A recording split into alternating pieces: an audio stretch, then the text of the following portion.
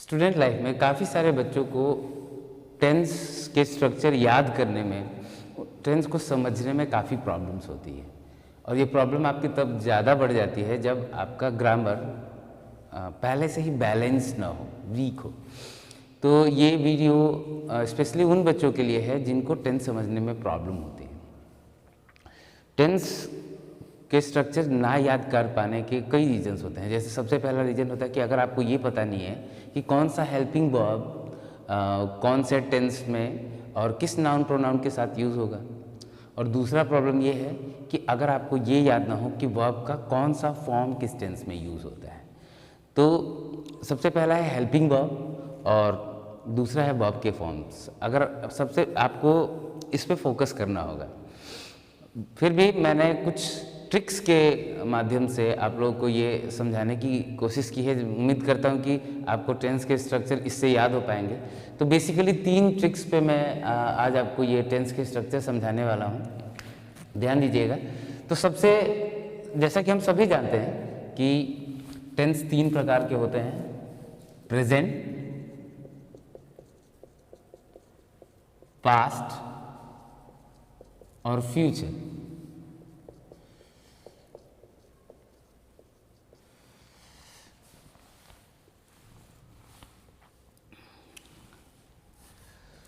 तो सबसे पहले जब हम टेंस के स्ट्रक्चर याद कर रहे होते हैं तो जनरली हम लोग करते क्या है कि हम सबसे पहले प्रेजेंट के इंडिफिनिट के स्ट्रक्चर को सबसे पहले याद करते हैं। दूसरा है उसके कंटिन्यूअस के स्ट्रक्चर को याद करते हैं। And the third one is perfect और उसके बाद परफेक्ट कंटिन्यूअस। लेकिन मेरे हिसाब से अगर आप टेंस के स्ट्रक्चर को इस तरह से ना याद करके कंपेयर करते हुए अगर याद करें तो आपको बेहतर रिजल्ट्स मिलेंगे। यस, तो थोड़ा स्क्रीन में प्रॉब्लम हो रहा था, ये वाला पार्ट नहीं दिख रहा था इसलिए। तो प्रेजेंट इंडिफिनिट, जैसे मैंने बताया कि आपको टेंस के स्ट्रक्चर इस तरह से याद नहीं करना है, आपको कंपेयर करते हुए प्रेजेंट के इंडिफिनिट को पास्ट के इंडिफिनिट के स्ट्रक्चर के साथ और फ्यूचर के इंडिफिनिट के स्ट्रक्चर के साथ याद करते हुए चलना है। तो सबसे पहला आपने यही फॉलो करना है कि आपको कंपेयर करते हुए चलना है, सबसे कंपेयर करते हुए स्ट्रक्चर्स को याद करना है। तो जैसा कि हम सभी जानते हैं कि प्रेजेंट के इंडिफिनिट का जो स्ट्रक्चर होता है वो होता है सब्जेक्ट प्लस वर्ब का first form plus S and object. तो हमारी जो दूसरी ट्रिक ये रहेगी कि हम सब जानते हैं कि सब्जेक्ट और ऑब्जेक्ट हर सेंटेंस हर टेंस के स्ट्रक्चर में आता है। तो हमें सब्जेक्ट फर्स्ट में आता है और ऑब्जेक्ट लास्ट में आता है। तो हमने क्या करना है, हमारी जो सेकंड ट्रिक है वो यही है कि आपको क्या करना है, सब्जेक्ट और ऑब्जेक्ट को फोकस नहीं करना है।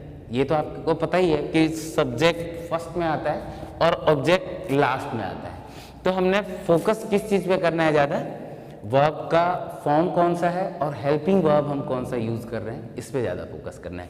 इससे आपका जो स्ट्रक्चर है वो लेंथी नहीं होगा, इजी हो जाएगा आपको लर्न करने के लिए। अब सपोज अगर प्रेजेंट इंडिफिनिट का स्ट्रक्चर आपको लर्न करना है और आप सिर्फ इतना लर्न करते हैं कि वर्ब का फर्स्ट फॉर्म और एस या ई एस इसमें लगता है, तो जो subject plus verb first form plus S या ई एस प्लस ऑब्जेक्ट से काफ़ी ज़्यादा इजी लगेगा आपको वर्ब का फर्स्ट फॉर्म प्लस एस या ई एस। तो हमारा सेकंड यही है ट्रिक कि हमें वर्ब के फॉर्म और हेल्पिंग वर्ब इसको फोकस में रखना है। तो चलिए उसी के हिसाब से चलते हैं। अब जैसा कि देखा आपने कि वर्ब फर्स्ट फॉर्म है यहाँ और एस या ई एस है, और पास्ट इंडिफिनिट के स्ट्रक्चर में क्या लगता है, तो वहाँ वर्ब का सेकेंड फॉर्म लगता है। सब्जेक्ट ऑब्जेक्ट तो लगता ही है, आपको पता ही है, सब्जेक्ट पहले लगेगा ऑब्जेक्ट बाद में लगेगा। उसको हम फोकस नहीं करेंगे और उसको यहाँ पे राइट डाउन करने की भी जरूरत नहीं, उसको लर्न करने की भी जरूरत नहीं। फोकस आपने सिर्फ यही रखना है कि इसमें वर्ब का फॉर्म कौन सा लग रहा है और हेल्पिंग वर्ब कौन सा लग रहा है। तो पास्ट इंडेफिनिट के स्ट्रक्चर में किसी प्रकार का कोई हेल्पिंग वर्ब नहीं लगता है। तो आपको यहाँ पे सिर्फ याद करने लायक चीज़ ये है कि आपको वर्ब का सेकेंड फॉर्म यूज करना होता है पास्ट इंडेफिनिट में। देख सकते हैं आप कितना इजी हो जा रहा है, केवल एक वर्ड है, समझ सकते हैं आप कि वर्ब का सेकेंड फॉर्म आपको इसमें यूज करना है। सिमिलरली वहीं पे हम कंपेयर करते हुए चलेंगे, फ्यूचर के इंडेफिनिट में हेल्पिंग वर्ब कौन सा लगता है, तो हेल्पिंग वर्ब वहाँ पे विल और शैल को यूज करते हैं, और यहाँ पर भी वर्ब का फर्स्ट फॉर्म यूज होता है। ठीक है, इसी तरह चलना है। अब जो हमारा थर्ड ट्रिक है वो ये है कि 12 फॉर्म्स हैं, 12 फॉर्म्स में से 6 फॉर्म्स में जो कंटिन्यूअस वाले फॉर्म्स हैं उन सभी में तो वर्ब का आईएनजी फॉर्म यूज होता है। तो यहाँ पे हम एक फिल्टर लगा देना है, हमें अब लर्न करते हुए फिल्टर लगा देना है कि इन 6 में तो आईएनजी फॉर्म यूज होने वाला है। अब आपके लिए थोड़ा सा और इजी हो जाएगा। अब आपको क्या रखना है, वर्ब के फॉर्म केवल 6 में याद रखने हैं। 6 में आपको याद रखने हैं कि वर्ब का कौन सा फॉर्म यूज हो रहा है, जबकि इन 6 का तो पहले ही क्लियर हो गया। जितने भी कंटिन्यूअस होंगे, चाहे वो प्रेजेंट का कंटिन्यूअस हो, परफेक्ट कंटिन्यूअस हो, या पास्ट का कंटिन्यूअस हो, पास्ट का परफेक्ट कंटिन्यूअस हो, फ्यूचर का कंटिन्यूअस हो या फ्यूचर परफेक्ट कंटिन्यूअस हो, सब में आपको आईएनजी फॉर्म यूज करना है। तो चलिए इसी के हिसाब से आगे बढ़ते हैं। कंटिन्यूअस में इज एम आर को हम as a helping verb use करते हैं, और इसमें वर्ब का जो फॉर्म है वो अभी मैंने आपके साथ शेयर किया था, वर्ब का आईएनजी फॉर्म लगने वाला है। इसके अलावा पास्ट में same was, where, were, was और वर्ब को as a helping verb use करेंगे हम यहाँ पे, और सेम यहाँ पे भी वर्ब का आईएनजी फॉर्म यूज होगा।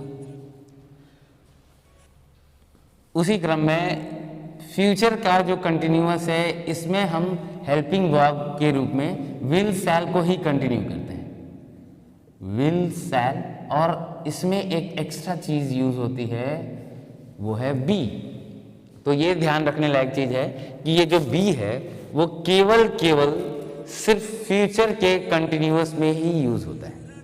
तो यहाँ पे हम बी प्लस वर्ब का जैसे फॉर्म आपको पता है कि वर्ब का आईएनजी फॉर्म यूज होगा, यहाँ भी वर्ब का आईएनजी फॉर्म यूज होने वाला है। अब जो थर्ड है हमारा टेंस वो है प्रेजेंट परफेक्ट टेंस। तो प्रेजेंट परफेक्ट टेंस का हेल्पिंग वर्ब क्या यूज करते हैं हम, तो उसमें हेल्पिंग वर्ब के रूप में हम हैज, हैव यूज करते हैं, और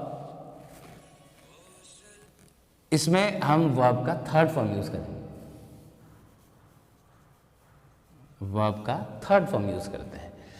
एक फिल्टर आप और लगा सकते हैं कि चाहे वो प्रेजेंट परफेक्ट हो, चाहे वो पास्ट का परफेक्ट हो या फ्यूचर का परफेक्ट हो, इन तीनों में ही आपको वर्ब का थर्ड फॉर्म यूज करना है।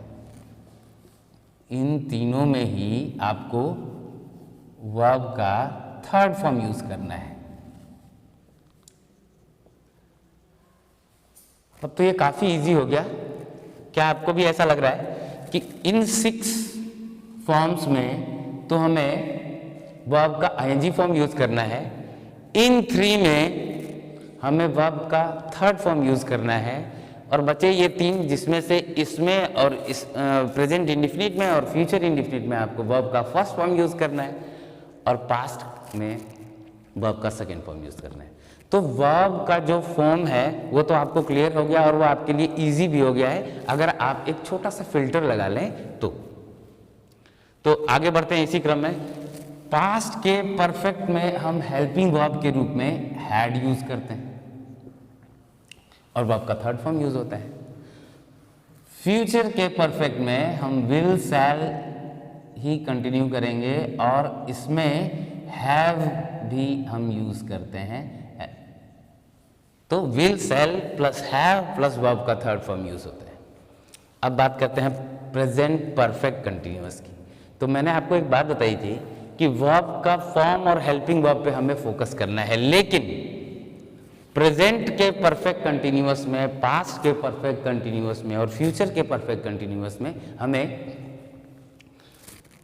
ऑब्जेक्ट पे भी फोकस करना होगा, क्योंकि इसमें ऑब्जेक्ट लास्ट में नहीं आता है, सब्जेक्ट तो फर्स्ट में आता है, लेकिन इसका जो ऑब्जेक्ट होता है वो लास्ट में नहीं आता है। इसलिए आपको इसके ऑब्जेक्ट पे फोकस करना होगा, ऑब्जेक्ट कहाँ आता है। तो परफेक्ट कंटिन्यूअस का जो हेल्पिंग वर्ब होता है वो होता है हैज़, हैव, प्लस इसमें हम बीन ऐड करते हैं। वर्ब का फॉर्म आपको पता ही है, कंटिन्यूअस लगा हुआ है इसमें, तो ये वर्ब का आईएनजी फॉर्म यूज होगा इसमें। और ठीक उसके बाद आपको ऑब्जेक्ट यहाँ यूज करना है, if there is any object.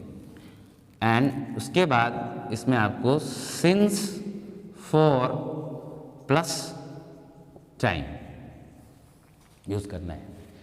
ठीक ऐसे ही इसमें भी हमें had plus been plus verb का ING form plus object plus since, for plus time use करना है। वैसे ही फ्यूचर के परफेक्ट कंटिन्यूअस में हमें will, shall plus have plus been plus verb का ING form plus object plus since, for plus time, इस तरह से यूज करना है। मैं उम्मीद करता हूं कि इन 3 ट्रिक्स को यूज करने के पे आपको थोड़ा सा ये इजी हो जाएगा।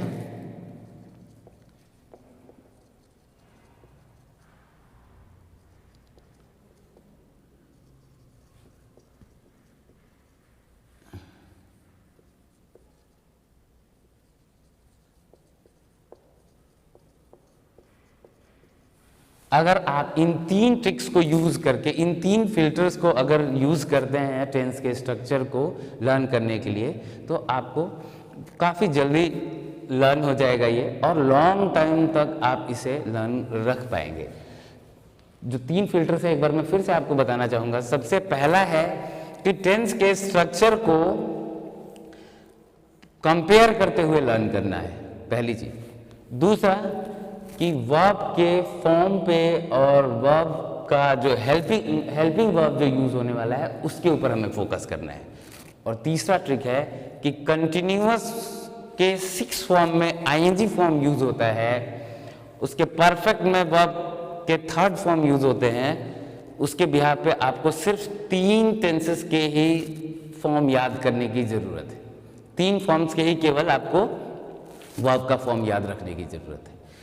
तो होप ये वीडियो अगर आपको अच्छी लगेगी, आपके लिए ये बेनिफिशियल होगा। और आप अगर और भी किसी टॉपिक के, ग्रामर के किसी टॉपिक पे वीडियोस अगर चाहते हैं तो मैं ज़रूर आपके लिए लेके आऊँगा। और अगर आपको ये वीडियो अच्छा लगे तो ऑफकोर्स ज़रूर लाइक और शेयर कीजिएगा अपने फ्रेंड्स के साथ।